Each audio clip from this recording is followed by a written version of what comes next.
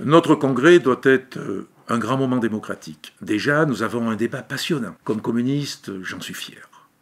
L'enjeu est considérable, c'est l'avenir de notre parti. La crise en Europe, dans le monde, la situation en France mettent les communistes au défi. Il y a besoin, comme jamais, de nos idées, de notre capacité d'action pour rassembler et changer les choses. Des camarades s'inquiètent de la multiplicité des textes. Nous avions la volonté d'arriver à un texte le plus consensuel possible. Cela a été refusé. Le texte, qui a été voté par seulement 49 membres du Conseil national, reste très vague sur le bilan. Vraiment trop vague, après l'échec cuisant de 2017. Comme s'il suffisait seulement d'essayer de faire mieux.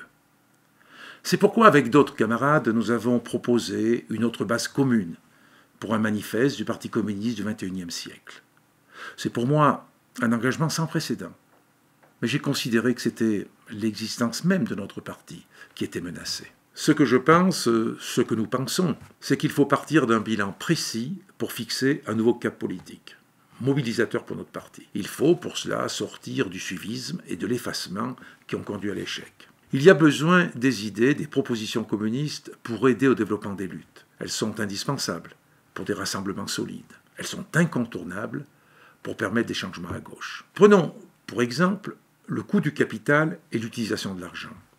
Il faut mettre en cause les institutions financières, des banques et de l'État, l'hégémonie capitaliste mondiale. Il faut mettre en cause le système et formuler les grandes transformations révolutionnaires que nous portons.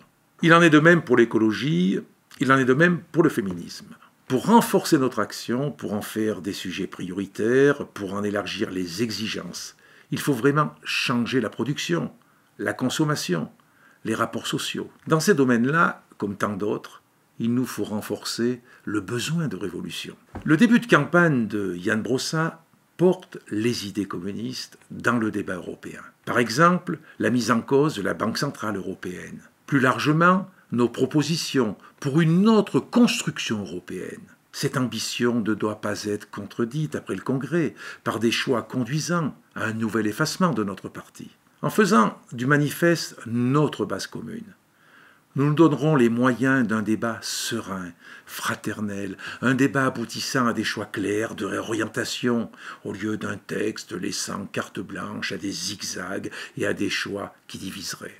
Sur la base du manifeste, une nouvelle unité des communistes sera possible, dans l'action et le respect mutuel.